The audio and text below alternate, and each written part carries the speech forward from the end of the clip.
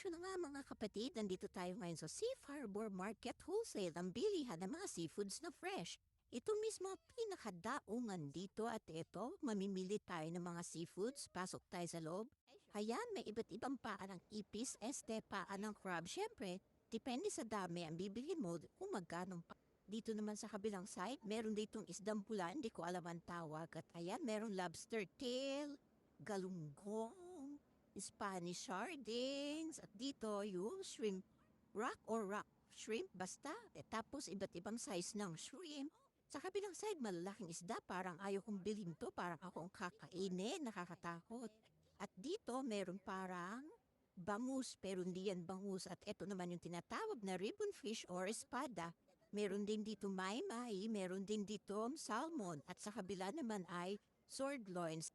Hindi nga pala isda yung nabili ko kundi bata. Anak yan ang kumpare namin, hiniram lang namin kasama namin siya dito sa seafood market. Bye!